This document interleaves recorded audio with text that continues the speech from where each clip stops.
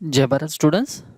आज हम चैप्टर 3 का लेक्चर 2 स्टार्ट करने वाले हैं, जिसमें हम देखेंगे ऑपरेशन ऑन मैट्रिसेस। उसमें सबसे पहला आता है एडिशन ऑफ टू मैट्रिक्स।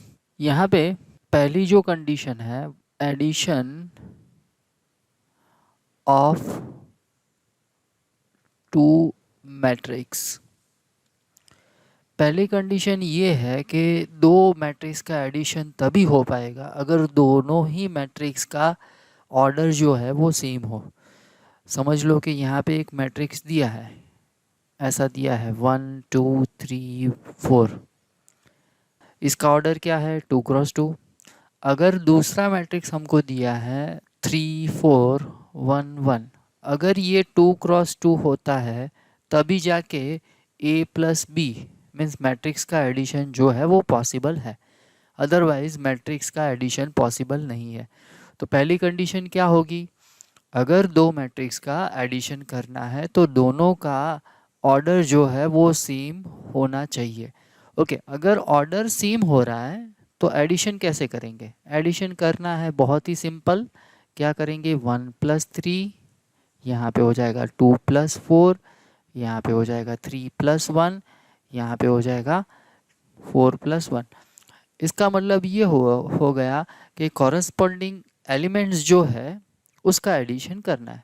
तो कॉरस्पॉन्डिंग एलिमेंट्स कौन से है? ये है A11, ये भी है A11। सॉरी, इसको मैं अगर A11 बोलता हूँ तो इसको हम बोल लेंगे B11। तो यहाँ पे A11 एंड B11 का एडिशन करना पड़ेगा। ये है हमारा A12, ये कौन सा है? B12। तो इन दोनों का एडिशन करना पड़ेगा। ये है हमारा A21, ये है हमारा B21, दोनों का एडिशन यहाँ पे होगा। ये एलिमेंट है हमारा A22, ये एलिमेंट है हमारा B22, दोनों का एडिशन करना पड़ेगा तो ये मिल जाएगा। आ रही है बात समझ में कैसे कर रहे हैं हम? अगर दो मैट्रिक्स का एडिशन करना है तो पहले तो हमको क्या करना पड़ेगा? यहाँ पे A I J ऑर्डर दोनों के सेम होने चाहिए, M × N। यहाँ पे भी क्या होना चाहिए? ऑर्डर सेम होना चाहिए। अगर ऑर्डर सेम है तो एडिशन कुछ ऐसा होगा, AIJ + BIJ, और उसका भी ऑर्डर क्या आना चाहिए? M × N आना चाहिए। तो ये हो गया है हमारा एडिशन ऑफ टू मैट्रिक्स। अब प्रॉपर्टी ऑफ मैट्रिक्स एडिशन, दूसरा जो है वो है प्रॉपर्टी ऑफ मैट्रिक्स एडिशन।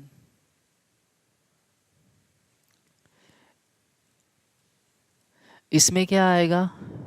पहला आएगा commutative law for addition. First जो है वो है commutative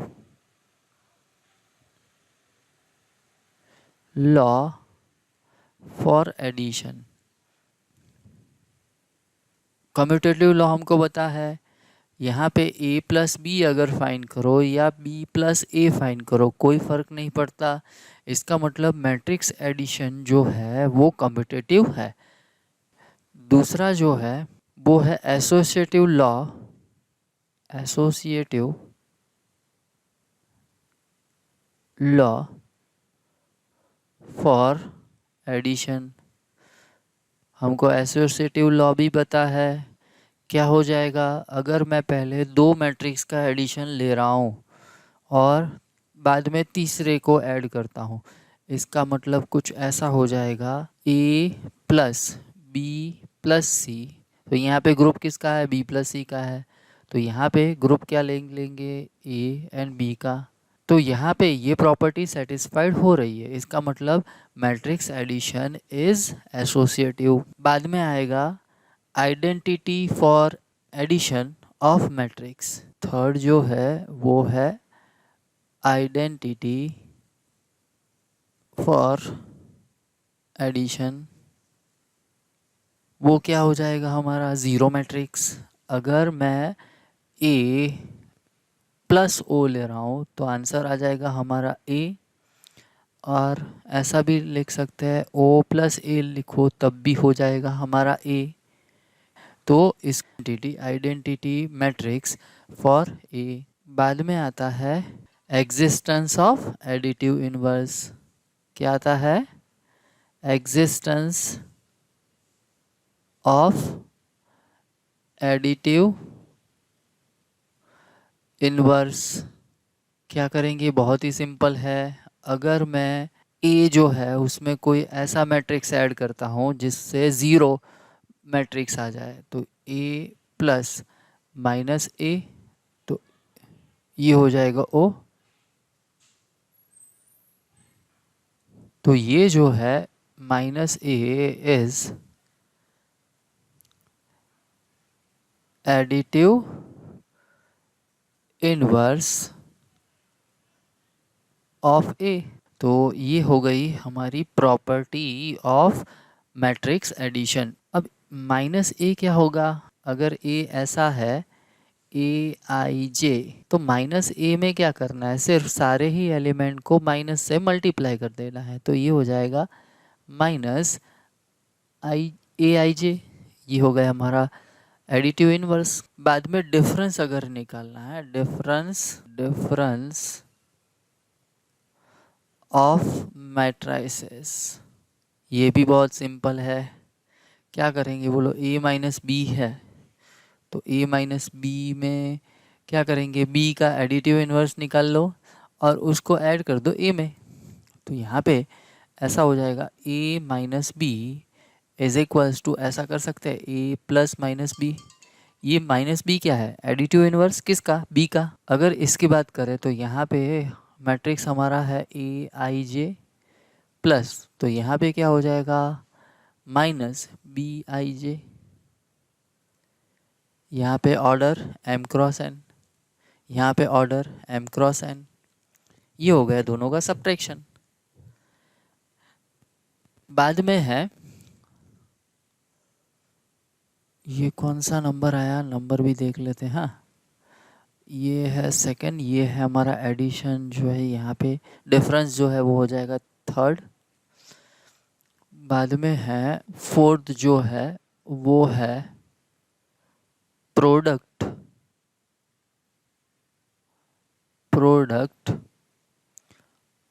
of a matrix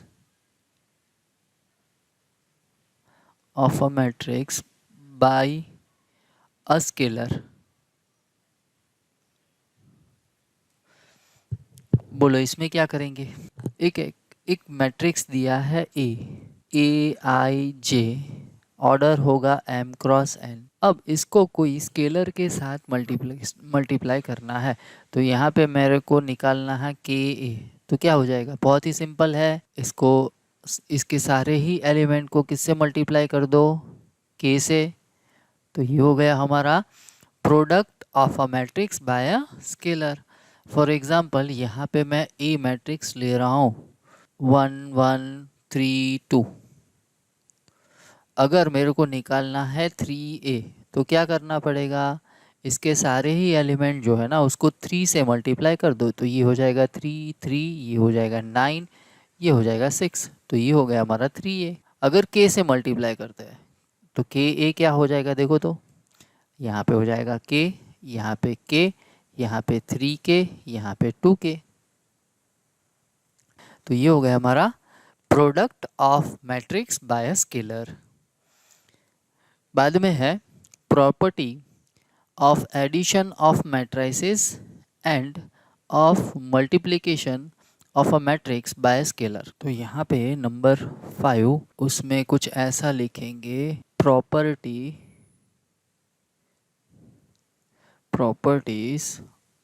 of addition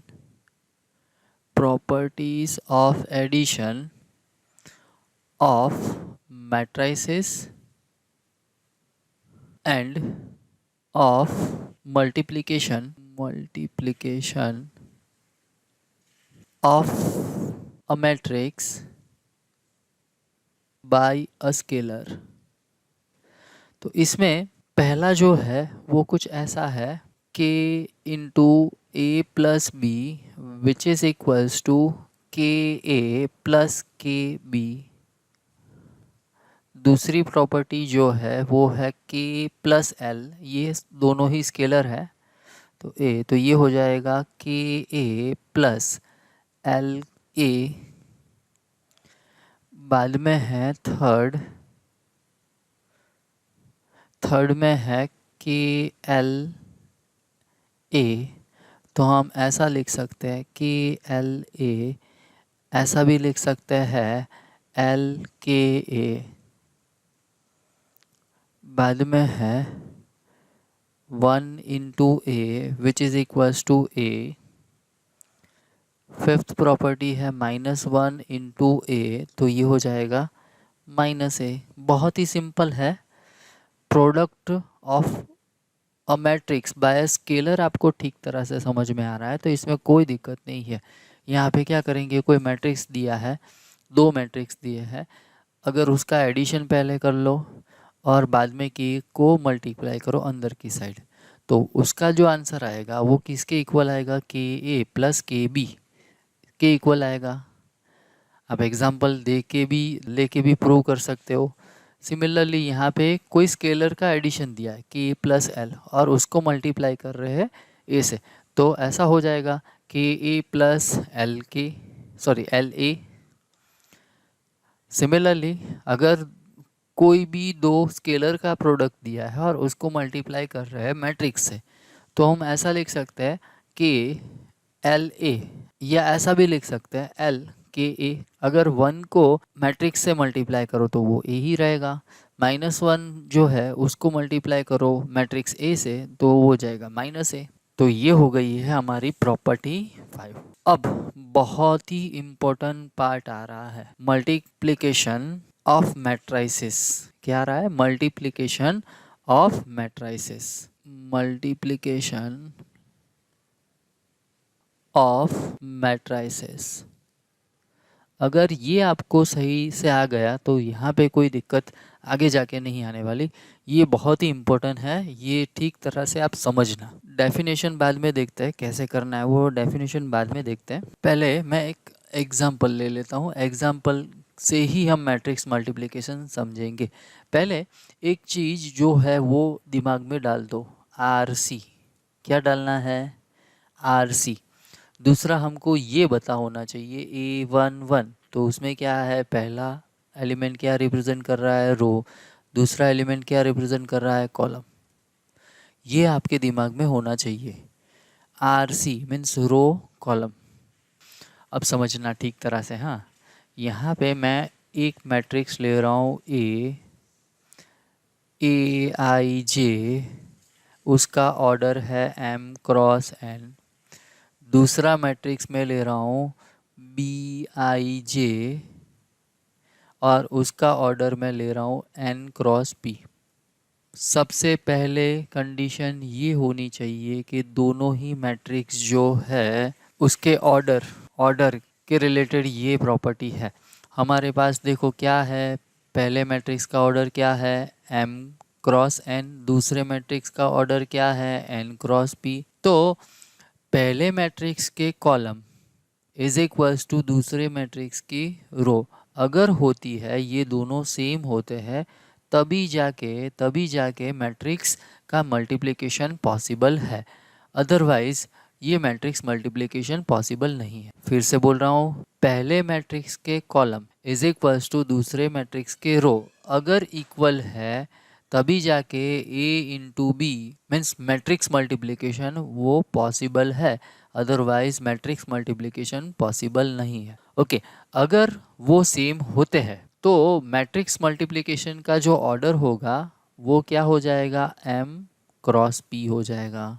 इसका मतलब ये हो गया, पहली मैट्रिक्स की रो एंड दूसरे मैट्रिक्स की कॉलम को जोड़ दो तो वो बन जाएगा हमारा ऑर्डर। किसका ऑर्डर बन जाएगा, A इंटू बी का ऑर्डर बन जाएगा। ये दो चीज़ जो है वो आपको याद रखनी है, तभी जाके आपको मैट्रिक्स मल्टीप्लिकेशन जो है वो ठीक तरह से आएगा। अब देखना, अब मैं यहाँ पे एक एग्जांपल ले रहा हूँ। यहाँ पे मैं ले रहा हूँ A11, ये है हमारा A21, ये है हमारा A21, ये है हमारा 22। दूसरा मैट्रिक्स मैं यहाँ पे ले रहा हूँ B11, यहाँ पे B12, B21, B22। अब देखो इसका ऑर्डर क्या है, 2x2। दूसरे वाले मैट्रिक्स का ऑर्डर क्या है, 2x2। अब देखो तो पहले वाले के कॉलम इज इक्वल्स टू दूसरे वाले की रो है, हाँ है।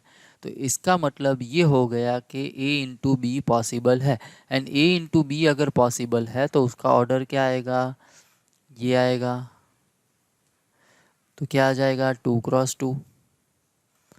ठीक है। अब देखो हमको निकालना है A इंटू बी, ठीक तरह से समझना। हाँ, ये कौन सा एलिमेंट है, ये कौन सा एलिमेंट है पहला, तो 1 1 है। यहाँ पे क्या आएगा, 1 1 आएगा। तो उस टाइम 1 1 जो है उसमें 1 क्या रिप्रेजेंट करता है, फर्स्ट रो। ये क्या रिप्रेजेंट करता है, फर्स्ट कॉलम। तो अब हमको मल्टीप्लाई करना है, किससे मल्टीप्लाई करना है, फर्स्ट रो को फर्स्ट कॉलम से मल्टीप्लाई करना है और उन दोनों का एडिशन लेना है। समझना, हाँ, फिर ठीक तरह से समझना। फिर से मैं बोल रहा हूँ, A इंटू बी, यहाँ पे कौन सा एलिमेंट आएगा, 1 1 एलिमेंट आएगा। हमको क्या लेना है, first row first column. First row तो ये हो गया, फर्स्ट कॉलम तो ये हो गया। तो यहाँ पे मैं मल्टीप्लाई करूँगा A11 एंड B11 के साथ। A11 को मल्टीप्लाई करना है B11 के साथ, प्लस अब किसको मल्टीप्लाई करना है, A12 को किसके साथ, B21 के साथ। तो ये हो गया है हमारा फर्स्ट एलिमेंट। कौन सा एलिमेंट, 1 1 एलिमेंट। कैसे निकाला हमने, first row and first column के कॉरस्पॉन्डिंग एलिमेंट को मल्टीप्लाई करके बाद में एडिशन करके हमने निकाला है फर्स्ट एलिमेंट। अब देखो ये कौन सा एलिमेंट है, 2 1। ठीक है, 2 1, इसका मतलब ये हो गया हम सेकेंड रो लेंगे, second row, this is second row and this is first column, तो ये फर्स्ट कॉलम हो जाएगा। ऐसा यहाँ पे मैं लिख देता हूँ, रो 1, this is row 2, this is column 1, this is column 2. Similarly here column 1, this is column 2, this is row 1, this is row 2। Okay, पर हमको यहाँ पे दूसरे वाले मैट्रिक्स की रो की कोई ज़रूरत नहीं, तो ये इसकी कोई ज़रूरत नहीं, इसके कॉलम की कोई ज़रूरत नहीं, तो वो निकाल लेते हैं।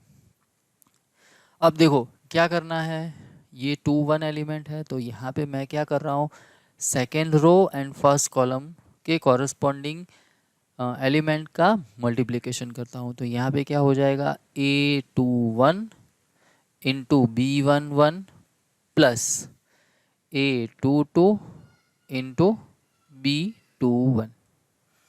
ठीक है, तो ये हो गया हमारा 2 1 एलिमेंट। अब क्या निकालना है, ये यहाँ पे कौन सा एलिमेंट आएगा, 1 2 एलिमेंट आएगा।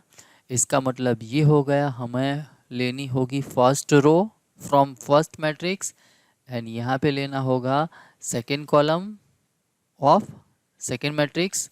तो देखो मल्टीप्लिकेशन करता है, तो यहाँ पे हो जाएगा A11 into B12 plus A21 into B22। अब ये कौन सा एलिमेंट है, 2 2। तो देखो क्या करेंगे, सेकेंड रो लेंगे एंड सेकेंड कॉलम लेंगे। तो यहाँ पे प्रोडक्ट होगा A21 into B12 plus A22 into B22। तो ये हो गया है हमारा मैट्रिक्स मल्टीप्लिकेशन। उसका ऑर्डर क्या आएगा, 2 क्रॉस 2। आ रही ये बात समझ में कैसे कर रहा हूँ मैं। और एक एग्जांपल ले लेते हैं, ये जनरलाइज फॉर्म में मैंने एग्जांपल लिया है। अब कोई पर्टिकुलर कोई एग्जांपल ले लेते हैं, देखना ठीक तरह से। यहाँ पे ऐसा करते हैं, इज इक्वल टू मैं लेता हूँ 1 2 1 1, यहाँ पे मैं ले रहा हूँ बी, यहाँ पे ले रहा हूँ 1 3 2 1। अब देखो तो इसका ऑर्डर क्या है 2 क्रॉस 2, इसका ऑर्डर क्या है 2 क्रॉस 2। पहले वाले मैट्रिक्स का कॉलम इज इक्वल्स टू दूसरे वाले का रो सेम है, तो इसका मतलब ये हो गया ए इंटू बी पॉसिबल है। तो यहाँ पे मैं लिखता हूँ ए इंटू बी। पहला एलिमेंट कौन सा आएगा 1 1, तो क्या लेंगे रो 1, रो 1, दिस इज रो 2, यहाँ पे लेंगे कॉलम 1, यहाँ पे हो जाएगा कॉलम 2। तो 1 एलिमेंट अगर मेरे को निकालना है तो 1 एलिमेंट के लिए क्या लेंगे फर्स्ट रो फर्स्ट कॉलम। तो यहाँ पे हो जाएगा 1 इंटू 1 प्लस 2 इंटू 2, 2 इंटू 2।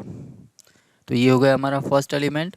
बाद में ये एलिमेंट निकालना, ये एलिमेंट कौन सा है 1 2, तो यहाँ पे ये रो 1 ये कॉलम 2, तो यहाँ पे हो जाएगा 1 इंटू 3 प्लस 2 इंटू 1।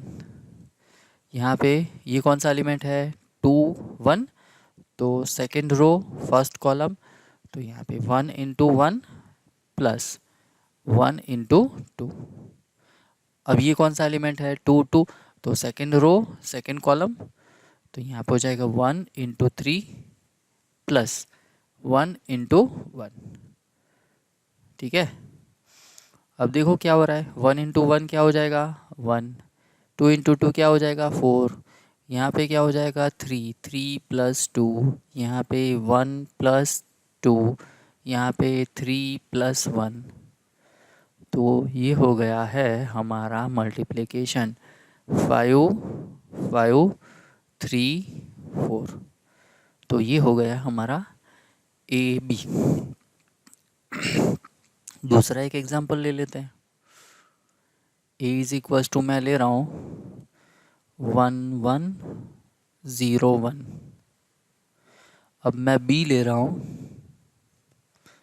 1 1 1 0 सॉरी 1 0 2। अब देखो तो इस मैट्रिक्स, ये दो मैट्रिक्स का मल्टीप्लिकेशन हो पाएगा। पहले चेक करते हैं ऑर्डर क्या है, ये 2 क्रॉस 2, यहाँ पे ऑर्डर क्या है 2 क्रॉस 3। तो देखो पहले मैट्रिक्स के कॉलम इज इक्वल्स टू दूसरे मैट्रिक्स के रो हो जाएंगे, हाँ है। तो अब यहाँ पे ए इंटू बी जो है उसका ऑर्डर क्या आएगा 2 क्रॉस 3, तो 2 रो होनी चाहिए। तो ये एलिमेंट कौन सा होगा 1 1 1 1 होगा। तो row 1 row 2, this is row column 1, this is column 2, this is column 3। पहला एलिमेंट कौन सा होगा 1 1, इसका मतलब फर्स्ट रो लेंगे फर्स्ट कॉलम लेंगे। तो 1 इंटू 1, अब मैं डायरेक्ट लिख रहा हूँ 1 इंटू 1, तो 1 1 इंटू 1 सो 1 सो प्लस 1।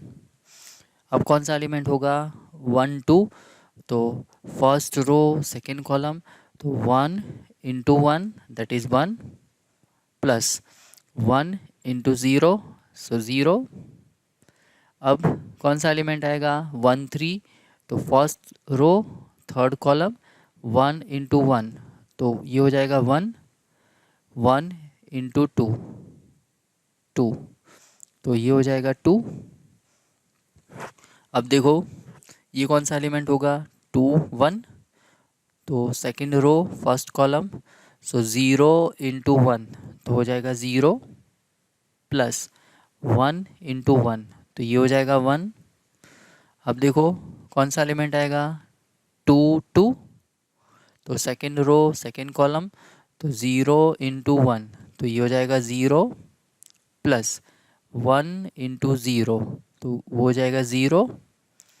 अब ये कौन सा एलिमेंट है 2 3, कौन सा एलिमेंट है 2 3, so second row third column 0 into 1, 0 into 1, तो हो जाएगा 0 प्लस 1 इंटू 2, तो ये हो जाएगा 2। तो हमारे पास मैट्रिक्स मल्टीप्लिकेशन आ गया है। ये 2, ये 1, ये 3, 1 0 2। आ रही ये बात समझ में कैसे हो रहा है मैट्रिक्स मल्टीप्लिकेशन? और एक मैट्रिक्स ले लेते हैं। अब देखना, हाँ, अब यहाँ पे मस्त एक एग्जांपल ले रहा हूँ, 1 1 एंड 1। यहाँ पे मैं ले रहा हूँ b 1 1 and 1।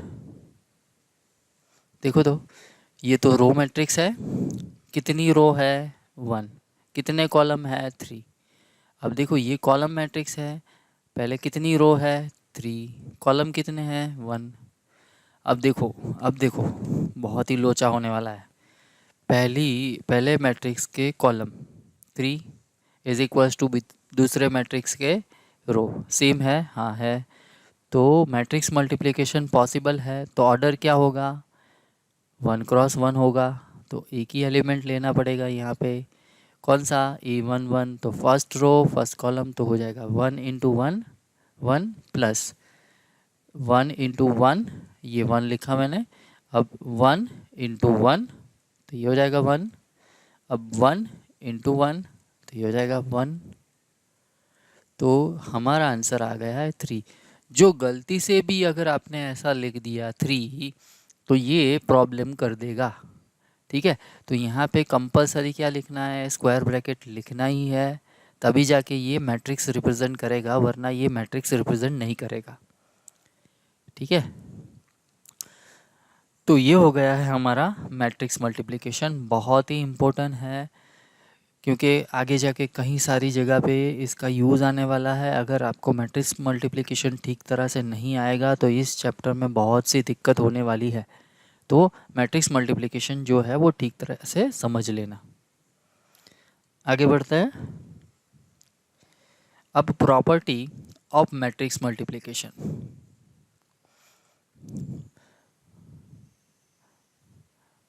Property of matrix multiplication.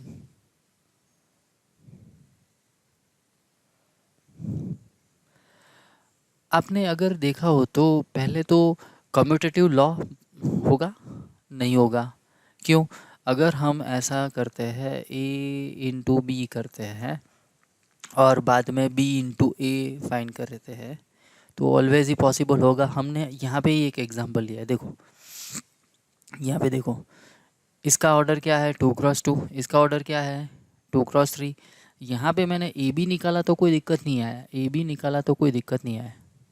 ठीक है, पर अगर मैं बी ए निकालना चाहूँ तो पहला वाला मैट्रिक्स ये हो जाएगा।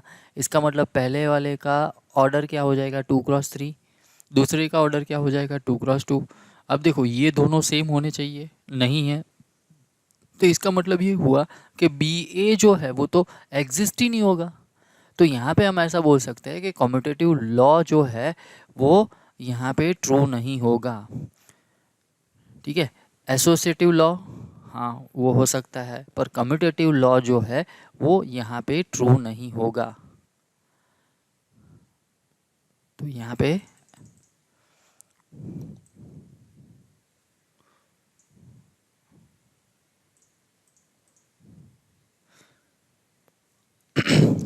डिस्ट्रीब्यूटिव लॉ पहले है। डिस्ट्रीब्यूटिव लॉ हमको पता है A into B plus C, तो ये हो जाएगा A into B plus B, sorry A into C.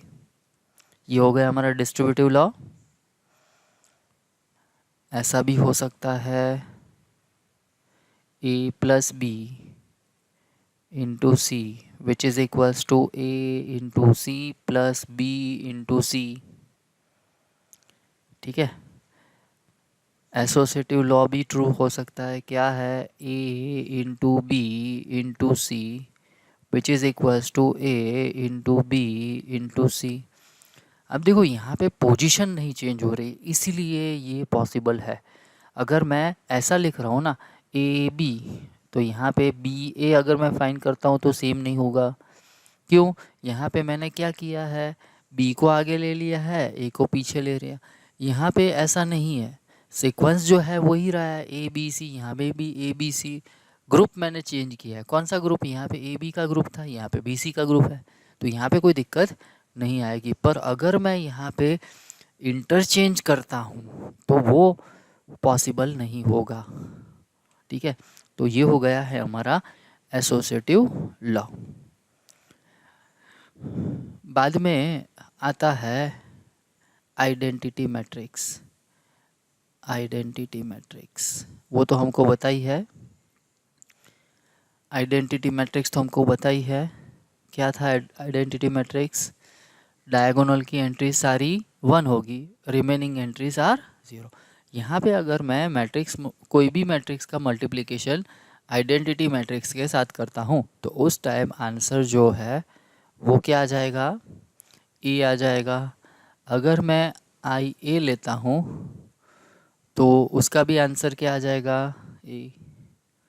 ठीक है, पर हमको ये आइडेंटिटी की मैट्रिक्स की अगर बात करें तो आइडेंटिटी मैट्रिक्स जो है वो क्या होना चाहिए, हमने लास्ट टाइम पढ़ा था, आइडेंटिटी मैट्रिक्स जो है वो स्क्वायर मैट्रिक्स होना चाहिए, वो कंपलसरी है। ठीक है, तो यहाँ पे अगर आप ए आई करो या आई ए करो कोई फ़र्क नहीं पड़ता है। ठीक है, तो ये हो गया है थियरी पोर्शन, किसके रिलेटेड, एक्सरसाइज 3.2 के रिलेटेड। तो एक बार सारी थियरी जो है वो ठीक तरह से देख लो। तो नेक्स्ट लेक्चर में हम एक्सरसाइज 3.2 करेंगे। तब तक ये थियरी जो है ठीक तरह से प्रिपेयर करके रखो ताकि एक्सरसाइज में प्रॉब्लम ना हो। मिलते हैं नेक्स्ट लेक्चर में, तब तक जय Bharat, take care of you and your family, bye bye.